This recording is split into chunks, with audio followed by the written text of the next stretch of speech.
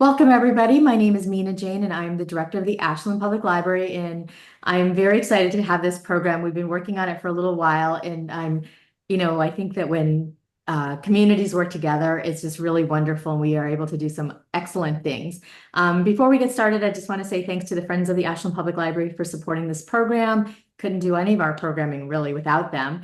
And also to Sam Riley, who helped me put this together. And we got so excited about the opportunity to work with communities around us. So we have the sustainability coordinator, Sean Lutz from Framingham? No, yeah, Framingham, because Jillian Wilson Martin wasn't able to come from Natick, and Irene Porro from the Mcauliffe Center at Framingham State University. And we're going to be talking about heat islands, which has been an amazing study that you all have been doing, and we wanted to make sure we get the word out about it. So, welcome everybody. I'm looking forward to an amazing conversation. Sam, I'm handing it over to you.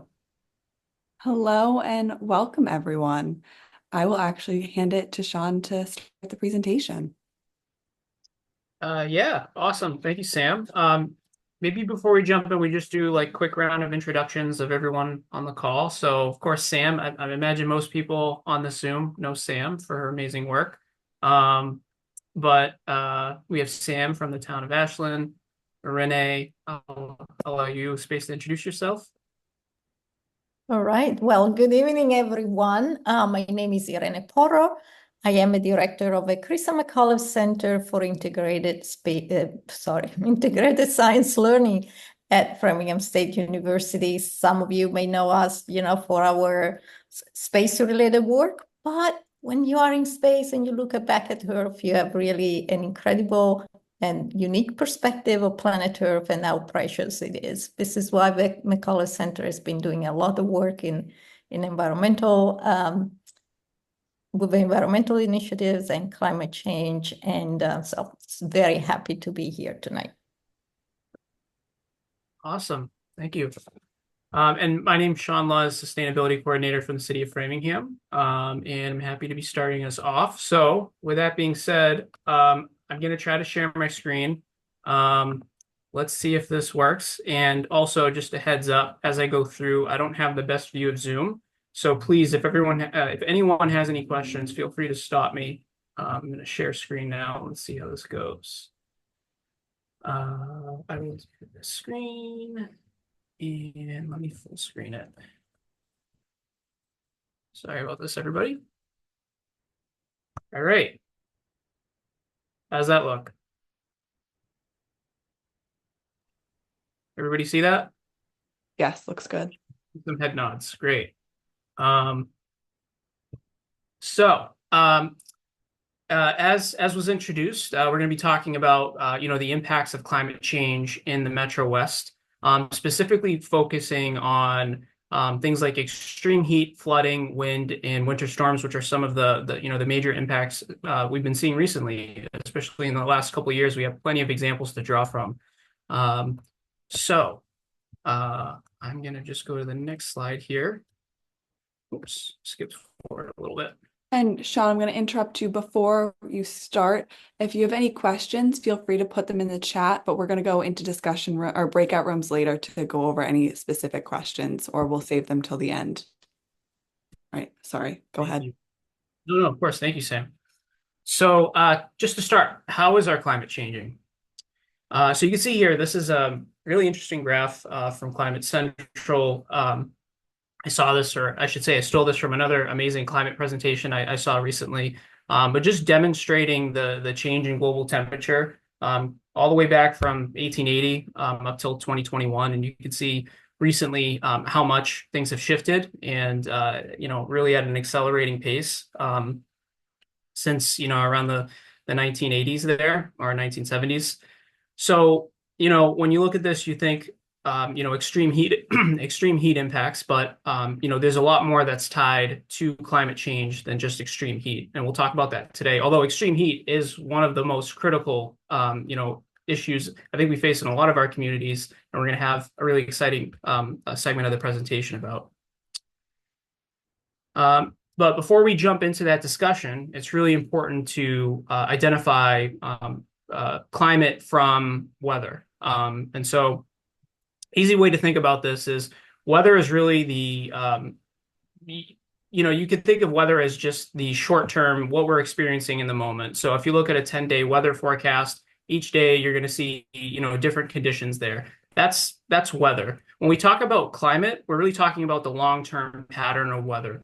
What we see over, years, as opposed to just on a day-to-day basis. So New England weather is very famously kind of crazy and all over the place, right? One day it can be raining, next day it can be, amazingly sunny. Sometimes, depending on what time of year it is, we might have a snowstorm thrown in between there during some nice days. That can happen with weather. But when we talk about these long-term shifts, we're talking about the changes in climate. And so there's a really great image on the right-hand side, which we'll dive into a little bit more on the next slide. Climate is that long-term change. And if we look at how, due to the increases in temperature we're seeing, if we do nothing to stop climate change, in 60 years, the MetroWest will have the same climate as Baltimore, Maryland. And so I'm actually curious, I'm not sure I can see you either, but has anyone been to Maryland in the summer and have any comments about what that feels like there? Oh, I see you, Renee. I have, part of my family lives there. It's hot and humid and it's not pleasant. Yep. And yeah, their bills, electrical bills for air conditioning are really high. I know my mother-in-law who lives there is always complaining about it. Yeah, I mean, that's a great example too of, it's not just about the heat itself, it's all the impacts it has on, how we have to cool ourselves down. And as we'll kind of talk about, there's all sorts of vulnerabilities that make this a challenging situation for some people, can make it a life-threatening, situation for others. So just something to think about there as we talk about climate change. And also really like, this slide, climate change has made weather weirder and more extreme. And so once again, it's not just about extreme heat. We're seeing things like, more flash floods, stronger storms, particularly windstorms lately. We have some great photos in the next few slides.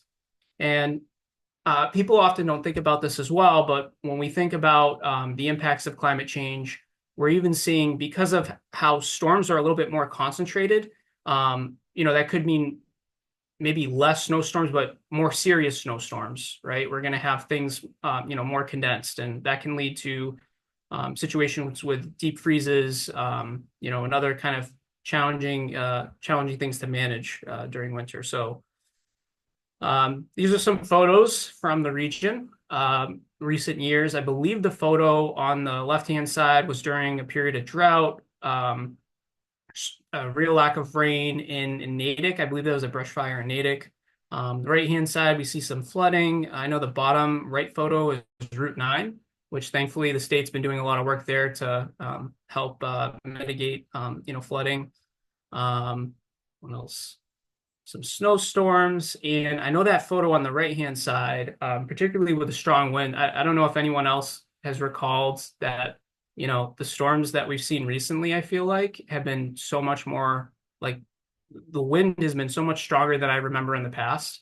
That's a photo in Framingham of a tree being, torn away after one of those windstorms. So, what does this mean, right? So there's all sorts of impacts that arise from our changing climate. And so the Executive Office of Energy and Environmental Affairs recently released a report on the most urgent impacts of climate change, and impacts to people's health. And so they highlighted in their report some of the major things to be concerned about are extreme heat, reduced air quality, and then also delays in getting emergency service because they're going to be stretched thin as some of these risks become more prevalent. And when we look at how people deal with these issues, and will continue to deal with these issues as these threats evolve, it's important to remember that we're not, we don't all have the same capacity to deal with our changing climate. And so we do this exercise. We'll talk about this climate liaison program that we've been working on over the last couple of years in partnership, led by Natick, and town of Ashland is also part of, and the city of Framingham. But we always like to ask people to, kind of comment on what they see in this photo, whether it's about the situation, how the people in it are dealing with it, maybe what, tools they have to deal. Clearly it's, flooding. I'm wondering if anybody has any observations on this photo that they want to share. If not, we can kind of summarize as well. Not an issue. Sean, the attendees are muted, so they can put any comments into the chat. I'm sorry about that, guys. That was a trick. That was just a rhetorical question there. So yeah, feel free to put that in the chat. I'm going to try to open that window too to read off some of the comments there. Looks like mold becomes an issue. That's actually an excellent point. I think a lot of times when we think about the impacts of climate change, we hear flooding and we think about, this is a situation that occurs at a certain point, and then once the flooding's over, we don't think about all of the remediation work that needs to happen or other risks that can occur from, that single situation. So I think commonly what we highlight in this slide is that, where this house is located might be in an area that's prone to flooding. And so they are automatically more vulnerable to this situation than someone who might be living in a different part of the community that doesn't face these same risks. Even the tools that they're able to use to clean the house, right? If they might not have, resources to deal with this issue, to bring in a company who can help remediate their home, they're doing it on their own. So just thinking about these things when we think about solutions to help people. We're not all in the same boat when it comes to the impacts of climate change. And just two other terms to highlight. I promise we won't do a ton of other terms here, but so we often want to highlight climate vulnerabilities and climate resilience, and just differentiating these factors when we bring on liaisons to help us work with the community. And so when we talk about climate vulnerabilities, these are things that reduce our ability to deal with climate change impacts, things like flooding and extreme heat. On the flip side, resilience factors are those things that allow us to deal with these issues as they come up. And so when we think about vulnerabilities, these are some factors, some characteristics of the population that might make people more sensitive to weather extremes, or as the slide indicates, less able to cope. So of course, older adults, people with chronic illnesses, especially when you think about extreme heat. If you have asthma, other respiratory illnesses like that can have a huge impact on you. So for others, it might be uncomfortable, but for for other people, this is a very serious risk right now. So this is all to say, when we think about solutions, we need to think about solutions that are going to also help different parts of the population. The same way of dealing with an issue is not going to be the same for all these different population groups. And then in addition, in a similar fashion, extreme weather impacts all sorts of different populations. It also impacts all parts of our community, right? So, I think most personal to all of us is what happens to our homes in an extreme storm or flooding. But depending on how bad a situation is, it can severely impact transportation, limiting our ability to get resources in and out of the community, or I think as we highlighted earlier, trying to get emergency services to be able to respond, our communications, even our economy. Like if you think on a long-term basis, just using extreme heat as an example, that could impact local businesses if it's too hot to be outside and people are not, interested in staying outside during the summer. We have in Framingham, as I know in Ashland, we have our farmers market, and kind of what does that mean to be able to host those types of outdoor events, concerts, things like that. It has all sorts of implications there.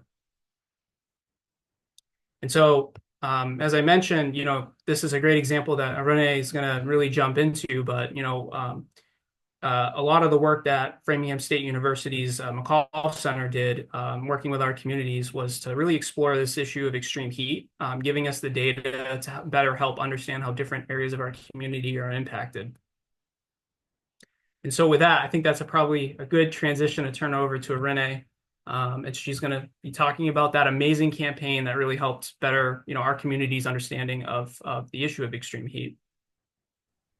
Perfect. And I'll be your navigator. So if you want me to. perfect. Okay, fantastic. Yep. I actually like it better, so I have a better view of everything. All right. Well, thank you, Sean. And yes, I want to reconnect briefly to those very useful slides you showed at the beginning about, you can stay on the previous one.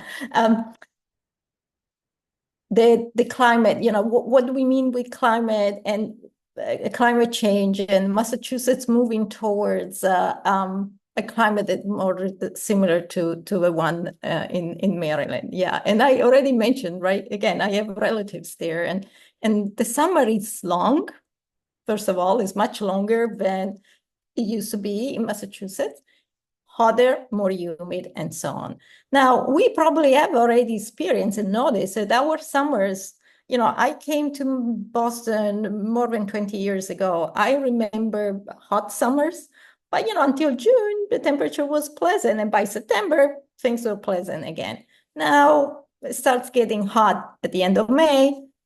So far, September has been incredibly nice, but also warmer than expected. And I'm not sure 100%, but I think by the end of the month, we will see, when the weather reports come, and they said on average, we had more days that were warmer than the average for this season. This is also showing that, again, our summers are getting longer, on average warmer. We know from historical data that every year we hit new records.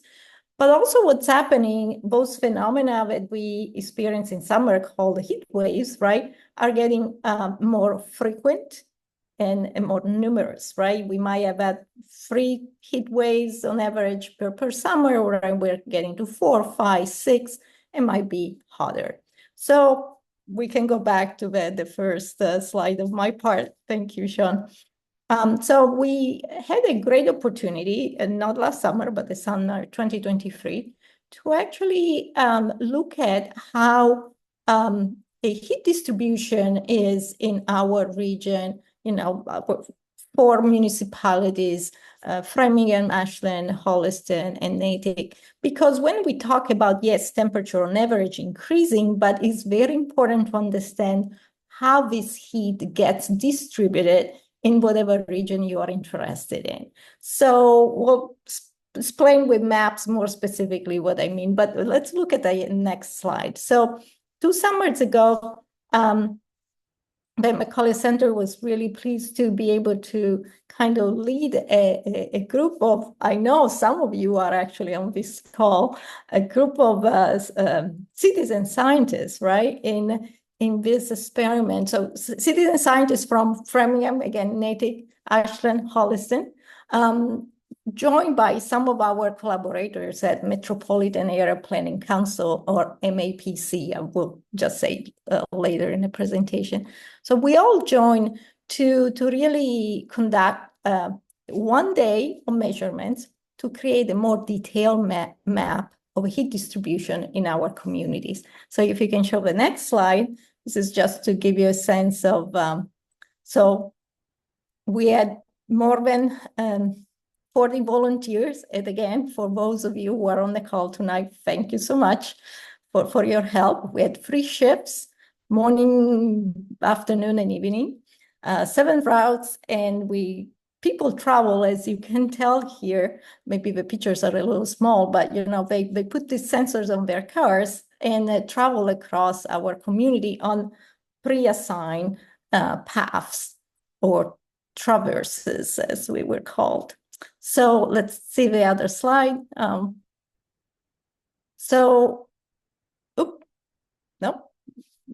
Do you mind to go to this one for just a second? No, one more, Sean.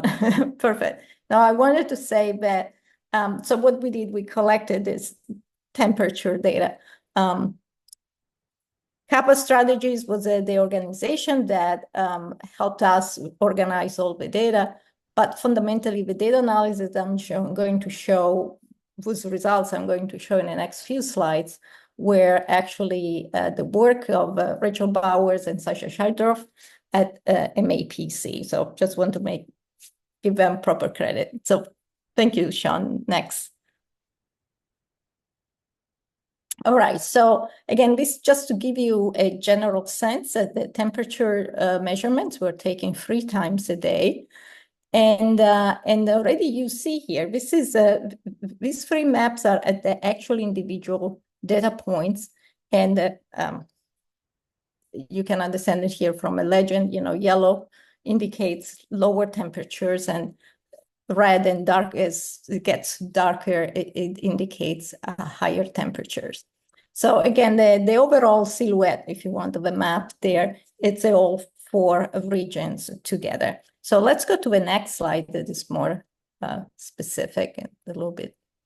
So again, after the data, it gets smoothed a little bit and combined with satellite imagery, it actually produces this much more, I think, easy to visualize heat index maps. This heat index is what, when we say it feels like temperature. So we didn't take just temperature measurements, but also humidity, and combined gave the heat index maps. And you can see here that, as expected, of course, the temperatures got hotter as the day went by. But you may start noticing that there are some regions that are red starting already in the morning and stay, of course, red throughout the day, while certain regions, of course, were cooler in the morning and then they get warmer. Some other regions, though, if you notice, they're still light yellow. And just again, not a question, but just for you to think about. If you can identify the areas where indicated on the map there, you may start thinking about what's going on in those areas that are actually staying cooler throughout the day. Many of you, I'm sure, may already know why. But so let's look at a little bit of numbers. So in the morning, on average, right? So we see a difference in temperature from 66 degrees to 74 degrees between the cooler and the warmer areas. And the kind of that difference at delta, it stays pretty much the same, the difference, but with the temperature increasing. In the afternoon hours, we have 83 degrees in the cooler areas versus 92 in the hotter areas. I should actually said one thing. We did these measurements on July 13th. You may have noticed earlier. This was definitely a warm or hot day. Was not one of the hottest. Was not a heat wave. So it was a little actually challenging to pick the day when to do the measurements because, of course, you want to measure extremes. So a hotter day is better. So this was a pretty average, I would say, summer day in our region.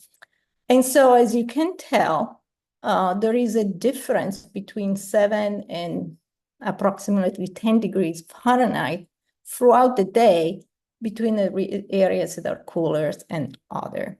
Now think about 10 degrees Fahrenheit. It's quite remarkable. Here we reach 92 degrees. In a warmer or hotter day, it could be the difference between 90 and 100 or 92 and 102. So let's think that in those terms.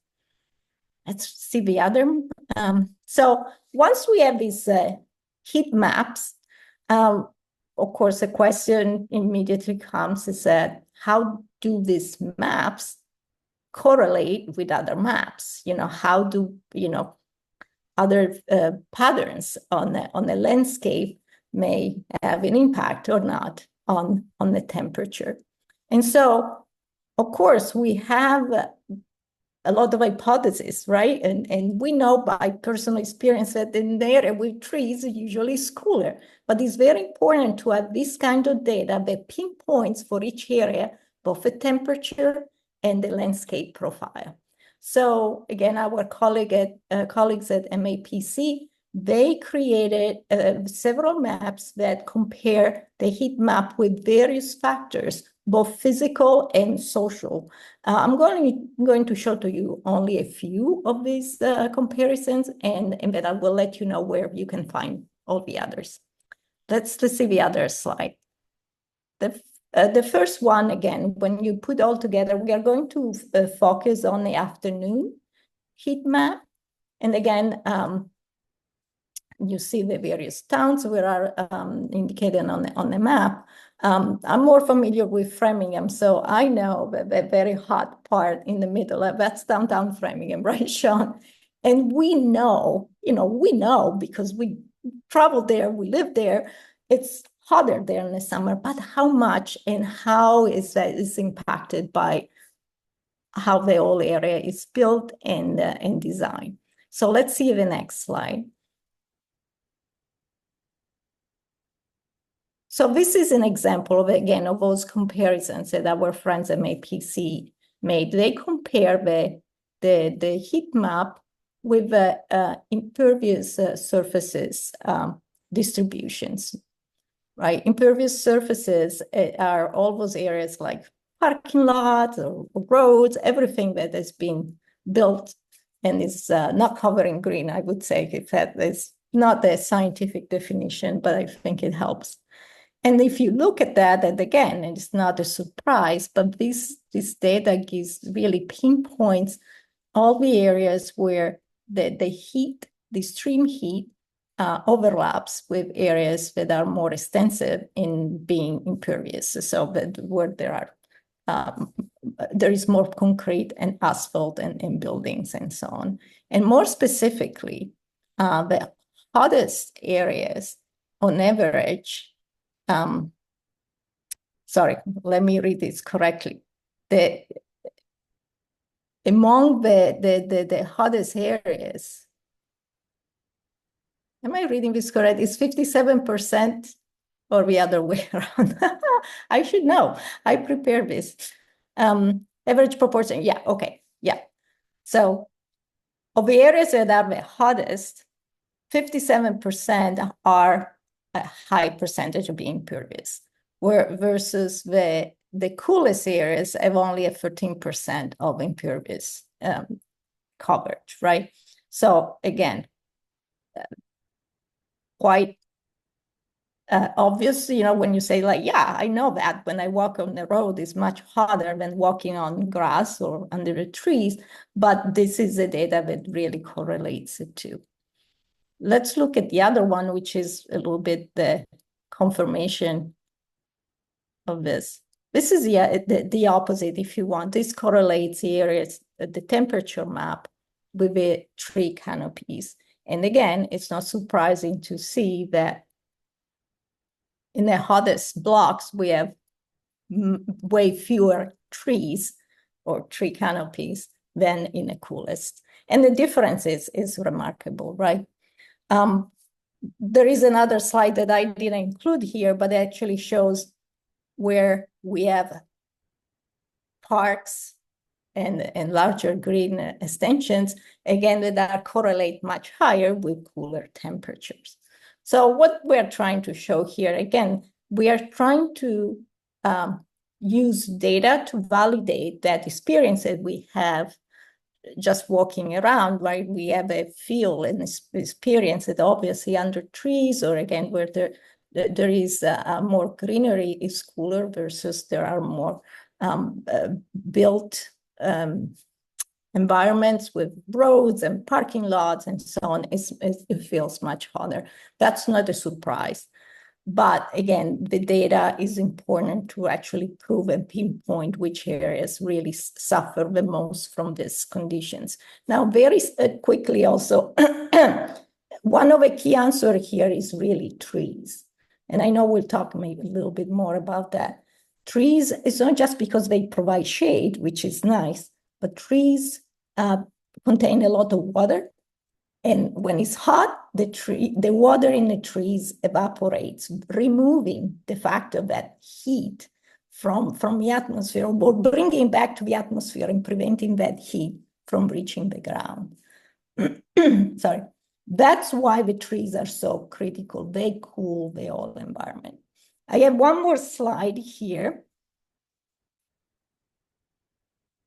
Again, provided by our friend at MAPC, that actually does the socioeconomic correlation. In this case, these slides really focus on environmental justice population. And this slide really incorporate all the different categories that are included in a definition of environmental justice population that includes race, income, and language isolation. And again, the graph and the bar graph and the pictures show clearly that the hottest areas have a much higher percentage of population that are identified with environmental justice criteria.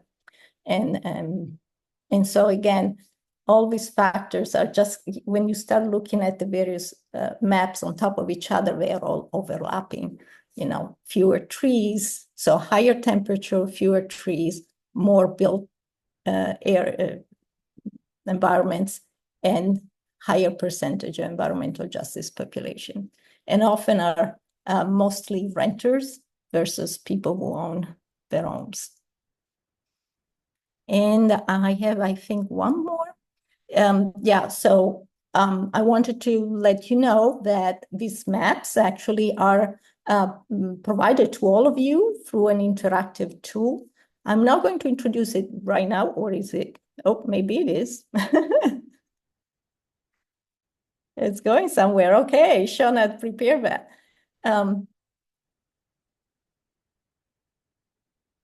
But Sean, I was keeping an eye on time. Maybe we can show it a little bit at the end. But on the next slide, let's see. I have a link and we will send this link also to everyone who joined tonight. This link, there are the reports that were created at that time. There is the various reports, there are 2 reports that were created. Also, there is a link to the interactive map. But also I want to take one more opportunity to really thank you, all those who contribute to this campaign, or not only the 4 communities who are part of that, but all of you who might be on this call tonight.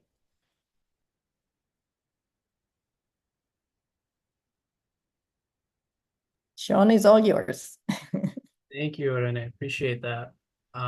Once again, a big shout out to her and her team for doing this amazing study for us. There's a ton of work to do it, and of course, a big thank you to the volunteers who did that as well.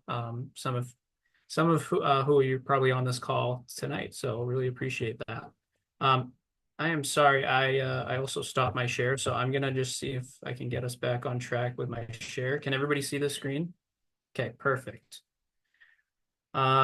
So yeah, to kind of switch back, so Irene gave that excellent example of, you know, how data can help us better understand the problems we face in our community. And so, you know, naturally the next question is, how are we responding? How are the communities responding to these challenges?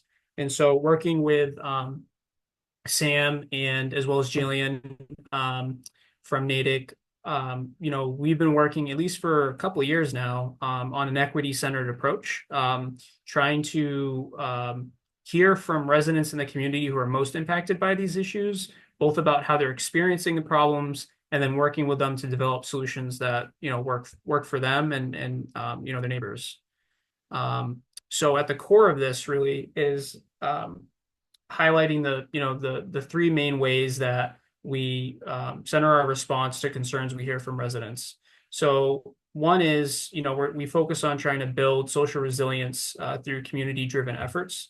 You know, working with partners like the Mcauliffe Center to better understand, you know, the impacts of climate change. So the Heat Watch campaign is a great example of that. And then in addition to that, we really want to explore nature-based solutions. So Irene really talked about that with, you know, tree coverage is like a huge part of that.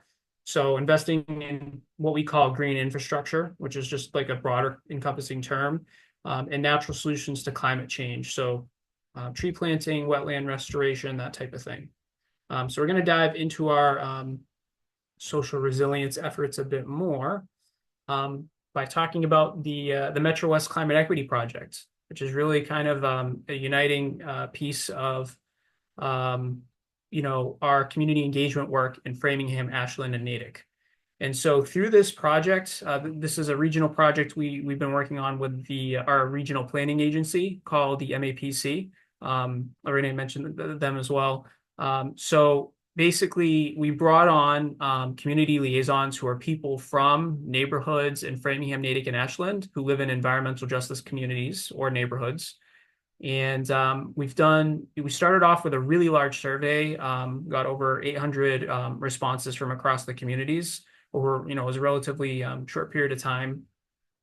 We've been translating almost everything in English, Spanish, Portuguese, and I think some other languages as well that are community specific.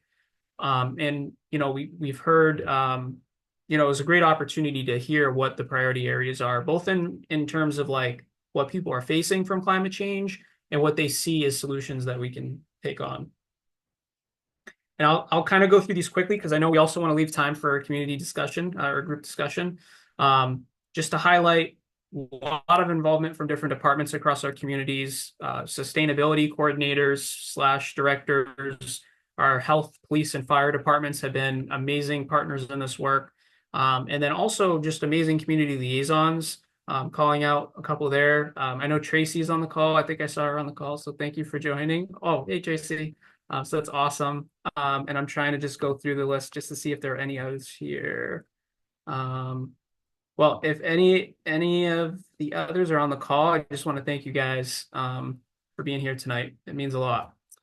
And so, over the course of this project, we held different meetings with the liaisons, asking them questions about where they get their emergency information, what types of climate emergencies they worry about, and actually one of the best questions that we're able to answer because they, were really able to come through and help us with this is how can we improve our emergency preparedness information? And so from that question, it launched a really great project where we worked with the liaisons to collaboratively develop emergency preparedness materials. So this is like, these are resources we now have on our respective websites. And in addition, we were able to do a mailing throughout our communities to environmental justice neighborhoods with this information. All of this was translated in 3 different languages, as you can see here. These materials that you can see on the screen, the left is like a flyer that it takes you through making an emergency plan, setting up an emergency kit to be prepared, listing phone numbers. These were all created actually by one of the liaisons who did such amazing graphic design. So we're so excited about that. And if you guys are interested, I believe we have links in the later on in this presentation, but I would recommend you check these out because they're great resources to utilize. And also, once again, based on the liaison feedback, we really utilized that to reshape our website. Before this process, they were very unwieldy and they had way too much information that was sometimes outdated. And so it gave us a good pause to really look at this and figure out how is someone going to use these resources? Are they actually useful? Are they kind of structured in a way that if someone doesn't speak English as a first language and they're using machine translation, is this going to make sense? So a lot of work went into that. And so we're just going to jump into now, following those discussions with liaisons, it was important to us to demonstrate that, we want to act on what we're hearing, right? That this won't be planning that will kind of just sit, on a shelf. We want to make sure that these are, things that we're striving to move forward in our communities. And so Sam and I wanted to just highlight different things going on in Framingham, Natick, Ashland, and Holliston. And some of these were definitely the result of the work of our community liaisons helping to push for these, and also from the Mcauliffe Center's Heat Watch campaign. So just to start with this slide, there's a couple Framingham and Natick projects here. We partnered with Eversource on an energy saving trees campaign that was on, I believe it was around Arbor Day. Eversource was able to give out 161 free trees to Framingham residents. They set up a really cool portal that allowed people to see how much energy they could save once the tree matures, depending on where they put it in their yard, from the shading that it provides. The city has also been directly involved. We just did a tree planting project on Grant Street. If anyone has been to Jack's Abbey, you know where that is. So it's these beautiful, like, the term is escaping my mind right now, but along the sidewalks, they have these kind of like planters almost. And so it was a great opportunity to fill those with some shade trees that can provide the community benefits. And then just on the right, Natick did this really cool tiny forest project in partnership with the MAPC. And so this was, they're planting over, it looks like around 150 trees in a neighborhood that was identified as having heat island. And, basically, it's all different species. It's a really community-driven effort where there's tons of people working on this, but it was really awesome to see that come together. Turn it over to Sam. Hello. In Holliston, too, unfortunately, no one from Holliston could come to talk today, but I just wanted to highlight something that they are working on. The group Holliston 350, which is part of the 350 Mass program, is working with Homeworks Energy, which is a mass safe provider, and they're going door to door, knocking on homes to make sure that people have weatherized their home, had someone come in. So if you live in Holliston, definitely be aware and try to either have Homeworks come, or if you have someone knocking on your door, know that that's for that. Networked geothermal in Framingham and in Ashland. In Framingham, they amazingly, and it went online recently, their networked geothermal project. In Ashland, we are looking to hopefully have a networked geothermal project soon, and we've been identifying sort of our hotter areas as a priority area. And finally, in Ashland, we are working on our MVP 2.0 project, which is looking at vulnerabilities, not just for infrastructure, but for community vulnerabilities. And with that, been targeting and make sure that we are getting the experience of people who live in our EJ communities, and especially in those hotter areas for our priority projects. Right, Sean, back to you.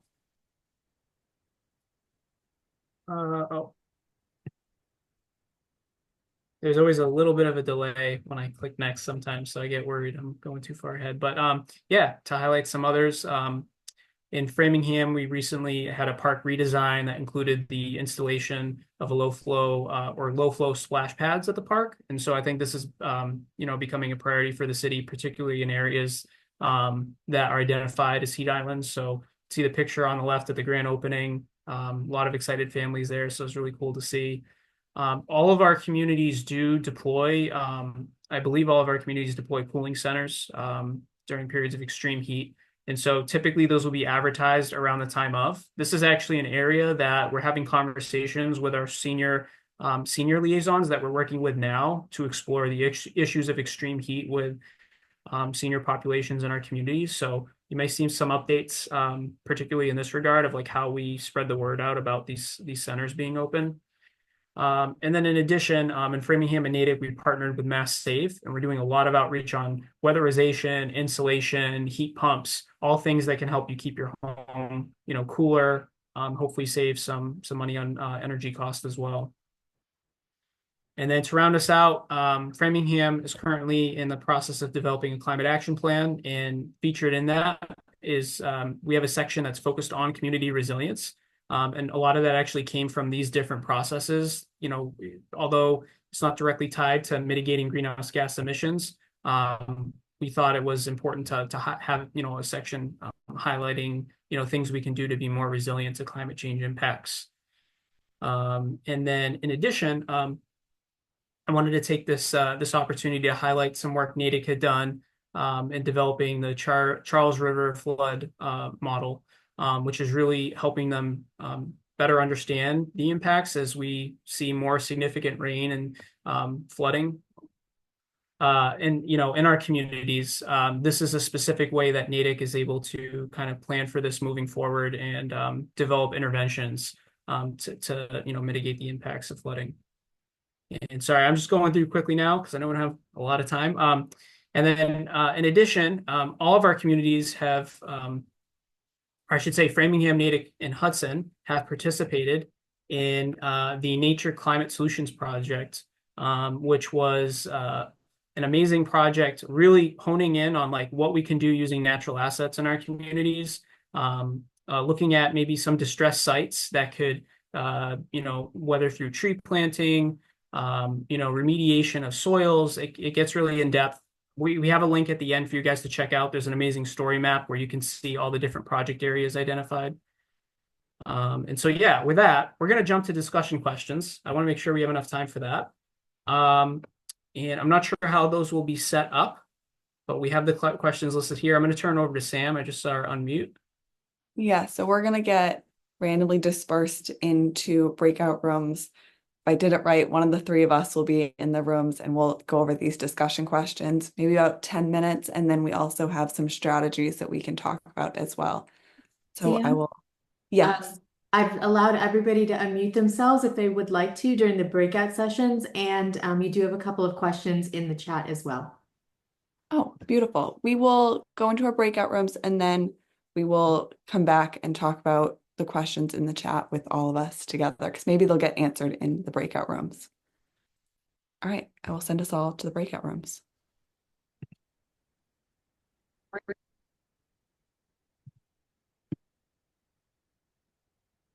Hello. I don't know why I am on spotlighted. I think I'm going to remove this. Oh. And now it's you. Now it's the two of us. It's better.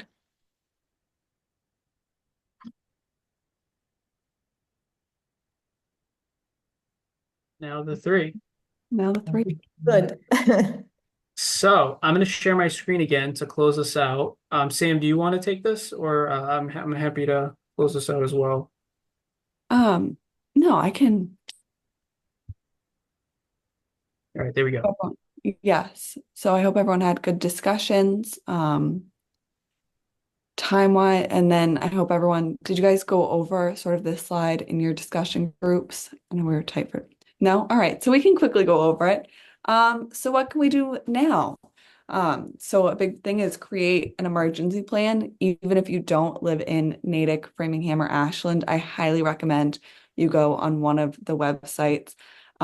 This is a great template that you can fill out, or even if you just think to yourself, what's on it? What do I have? Where can I make one? As I said in my group, minimally put a blanket in your car in the wintertime. That tends to be my bare minimum, but then with this checklist it makes it really easy. Have Mass Save come to your home. If you're the website's the Natick, Ashland, or Framingham. If you just Google, I know for Ashland it's extreme weather or weather preparedness. For Framingham and Natick, the Ready Framingham, Ready Natick, they make it really easy. If you're a homeowner or a renter, having Mass Save come to do some weatherization, do some checks, could really help you in extreme heat, extreme cold, or even flooding. Note who to call in emergencies, sign up for alerts through your town. I think every town has somewhat of an alert system going on. Make it part of your emergency plan. Be aware of the heating and cooling centers. I know in our three communities, minimally the library is, and then the senior centers. I'm sure most communities have a similar format, part of your emergency plan. Find out where your heating and cooling centers are, because if you lose power in extreme heat and extreme cold, you're going to want to know where those centers are. And then explore for your yards or in your area where shade trees are. If you could do a rain garden, that's amazing. It will help with flooding. I know that was really quick. Does anyone have any questions? I don't want to waste anyone's time. There were a couple of questions from before you went out in the breakout rooms. Yes. Elizabeth asked, can you put the emergency preparation form in the chat or let us know where to find it? Actually, for that point specifically, Sam, do you think it would be feasible for us to send an email out with like some follow-up links for each of our communities? I'm happy to put together some Framingham resources, and I can reach out to Jillian to get the Natick ones.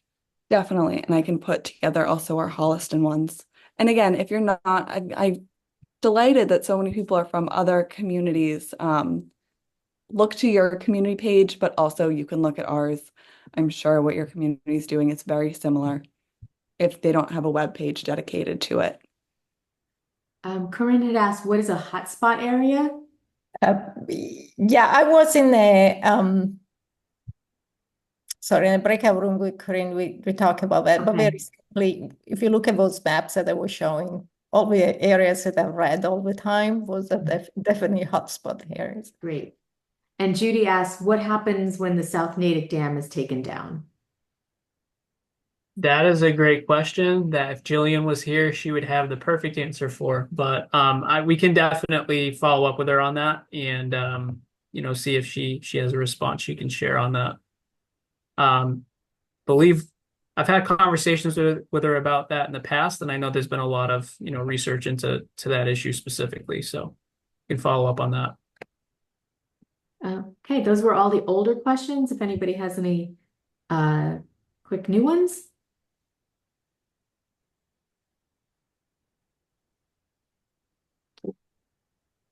Okay. And then here's our contacts, which will also go out in an email to all of you if you need to reach any of us. Well, wow. Thank you so much for this. I just wanted to let everybody know that I will send out an email to everybody with the recording and all of the resources that everybody has shared. This is such an important conversation for our communities, and I really appreciate the time, Sean, Sam, and Renee, that you've put together for this, and of course, all the research that you do on a daily basis that informs us about what's going on in our own communities. So I really appreciate that. And for everybody who's joined us tonight from all over MetroWest area, I hope you learned a lot, and I hope you follow up with your own sustainability coordinators or local resources. Thank you all. Thank you. Thank you for having us. Absolutely. All right, everybody, have a good night and stay cool out there.